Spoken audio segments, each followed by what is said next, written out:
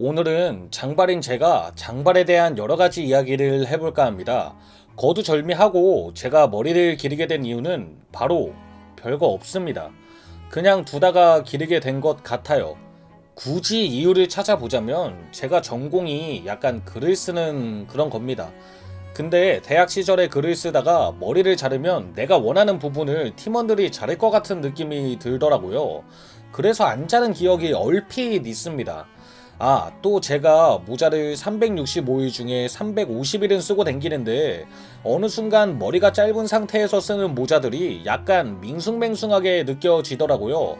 심지어 당시에는 많은 남성들이 투블럭을 하고 다녔으니까 저도 마찬가지였겠죠. 그니까 모자를 쓰면 다 느낌이 똑같아. 옆뒷머리가 하얀 그런 거. 이럴 바엔 한번 기르자 라고 생각을 했습니다.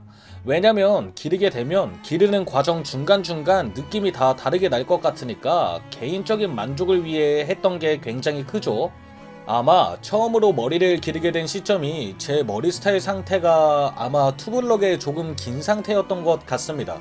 이 상태에서 길렀어요. 근데 이거 비추. 이유는 조금 이따가 다시 설명해 드릴게요. 그리고 제가 전역을 하고 나서 엔간하면 머리가 긴 상태였는데 당시에 전역하자마자 했던 일이 아디다스 오리지널에서 일을 해가지고 모자를 쓰고 일을 해도 무방했고 머리가 좀 길어도 괜찮았습니다. 오히려 좋아하지 않았을까요? 아디다스 오리지널 옷 입고 모자 쓰고 하면 오히려 좋을 것 같은데. 장발에 대한 로망 같은 부분도 있으신 분들이 계실 텐데 저 같은 경우는 막 로망이다 할 정도는 아니었습니다. 군대를 가기 전에는 투블럭 상태에서 계속 포마드인 머리를 고수했는데 이게 또 길어지면 장발처럼 보이잖아요. 그러다가 우연치 않게 무한도전을 봤는데 거기에 정재영님이 나오시더라고요. 당시 정재영님의 머리가 투블럭인데 그니까 옆 뒤가 파인 머리인데 장발? 단발이었단 말이죠. 그게 괜찮아 보이더라고요. 그래서 무의식적으로 자연스럽게 기르게 된 이유 중 하나가 아닐까 싶습니다. 만약 머리를 기르고 싶으신 분이 있으시다면 개인적으로 말하고 싶은 게 몇 개 있습니다. 일단 투블럭 형태의 머리는 절대 하지 마세요. 그리고 투블럭 상태에서 기르면 시간적으로 손해를 봤다고 생각해도 될 것 같습니다. 물론 장발 스타일은 개인 취향을 타는 거지만 개인적인 잡담입니다. 일단 투블럭이면 안 좋은 게 장발은 옆뒷머리도 동시에 길러줘야 한다고 생각하거든요. 층이 생기면 개인적으로는 별로라고 생각합니다. 이게 반대로 층이 생기는 경우는 괜찮은데 안쪽이 짧으면 뭔가 이상해 보이고 느낌도 별로더라고요. 만약 긴 장발을 하실 거면 결국에는 자신이 잘랐던 투블럭으로 인한 옆뒷머리를 맞춰서 한 번 더 자르게 될 것입니다.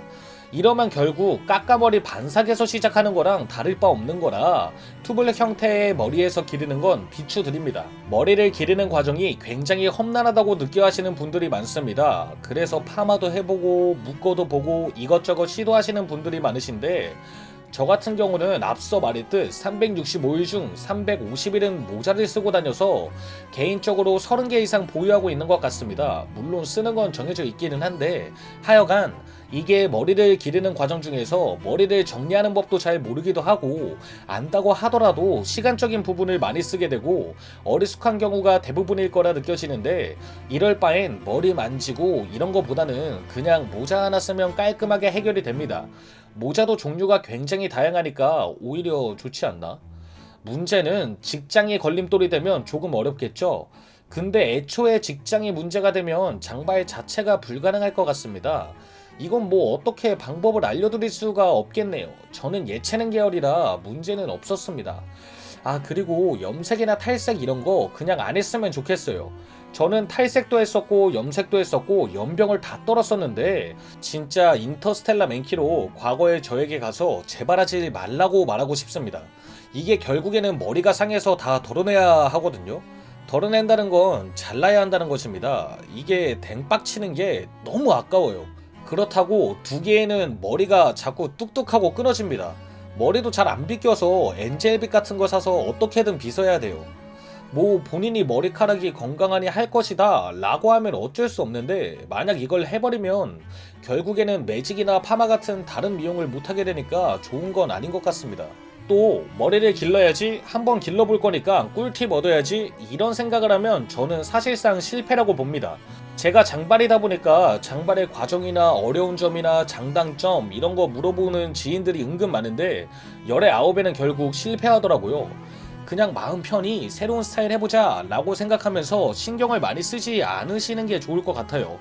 신경을 안 써야 어느 순간 길러져 있을 겁니다. 자, 이제 장발이면 좋은 점, 즉 장점, 제가 느낀 부분을 토대로 한번 말해보겠습니다. 일단 술집을 가면, 그러니까 한 술집을 두세 번 가면 사장님들이 기억을 하시고 서비스를 주는 곳이 은근히 많습니다. 근데 이건 술도 조금 적지 않게 드셔야 될 것 같기도 한데 뭔가 저는 서비스를 굉장히 많이 받는 편이에요. 처음 간 곳에서도 좀 받아봤고 애초에 메인 메뉴를 주시는 곳도 간혹 있었어요. 저번에도 오셨죠? 스타일이 좋아 보이세요. 뭐 이런 식으로 말씀해 주시는데 정말 감사하죠. 머리가 짧았을 때보다 자주 받는 것 같습니다. 근데 공짜 좋아하면 대머리... 그리고 옷을 대충 입어도 뭔가 대충 입지는 않은 것 같은 느낌? 이건 뭐 개인적으로 느끼는 거긴 한데 이게 결국 자기만족이잖아요. 근데 저는 자기만족만큼 큰 장점은 없다고 생각합니다. 또 관심을 어쩔 수 없이 많이 받게 됩니다. 술자리에서도, 처음 보는 자리에서도, 면접에서도, 화장실에서도. 단점이 될 수도 있겠네요. 근데 저는 MBTI가 이 성향이 강해서 나쁘지 않습니다. 이건 저한테 해당은 되지는 않는데 다양한 헤어스타일을 할 수 있습니다. 남자 장발 스타일링도 굉장히 많은 종류가 있거든요. 저는 뭐 대부분 비슷해서 해당 안 됩니다. 저는 모자를 자주 써서 모자를 바꾸는 게 스타일이 바뀌는 거라. 그리고 생각보다 미용실 비용이 많이 안 듭니다. 이게 자주 가면 당연히 들겠지만 애초에 기르는 과정에서 미용실에 가지 않으면 소비 비용은 결국 제로거든요. 저는 엔간하면 안 갔어요. 무작정 길러가지고. 하지만 여러 장점도 있지만 단점으로 넘어가 보면 머리 감고 말리는데 시간이 너무 걸려요. 그래서 이게 매일매일 안 감게 됩니다. 근데 이게 짧았을 때를 생각해보면 사실 잘 기억은 안 나는데 친구들이랑 어디 놀러가면 그 시간 차이 보고 경악하게 되는 경우도 있게 되더라고요. 그리고 대부분 예체능을 하신다고 생각을 합니다. 물론 저는 맞기는 한데 이게 단점이 될 수도 있다고 생각합니다. 과연 예체능이 아니라면 이게 장점일까? 또 장발이면 할 수 있는 일이 제한이 되는 느낌도 듭니다. 이건 굉장히 큰 단점이죠. 장점에서 많은 관심을 받는다고 했는데 이게 관심이 좋은 것만 있는 건 아닙니다. 몇몇 어르신분들이 머리 좀 잘라라 라는 말씀을 하시는데 이게 굉장히 생각보다 빈도가 높아요. 처음에나 네네 하지만 계속 듣다 보면 저도 사람인지라 스트레스를 받게 됩니다. 그러면 잘라 라고 생각하는 분들도 계실 텐데 제가 살면서 제가 하고 싶은 것들을 다 못하고 살 텐데 이런 거 하나쯤은 하면서 살고 싶은 게 큰 잘못인가 싶습니다. 사실 남에게 큰 피해를 주는 건 아닌데 음식을 먹을 때도 다소 불편합니다. 특히 고개를 숙여서 먹는 음식이나 국물 음식 종류들 있잖아요. 불편해요. 머리가 빠지고 입에 들어가고 그래서 저는 항상 왼쪽 팔목에 머리끈을 구비하고 다닙니다. 또 오해를 하시는 분들도 간혹 있습니다. 이로 인해 생긴 에피소드들이 있는데요. 불쾌한 것도 있고 유쾌한 것도 있는데 제 에피소드를 한번 풀어보겠습니다. 바야흐로 제가 한참 다이어트를 했을 때 한 15kg 뺐었을 때 물론 지금은 요요로 인해 많이 돌아왔지만 하여간 식단으로 조지면서 쫙 뺐을 때가 있습니다.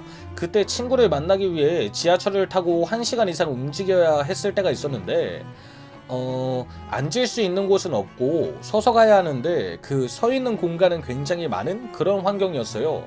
그래서 저는 크로스백을 메고 지하철에 서서 손잡이 잡고 노래를 들으면서 잘 가고 있었습니다.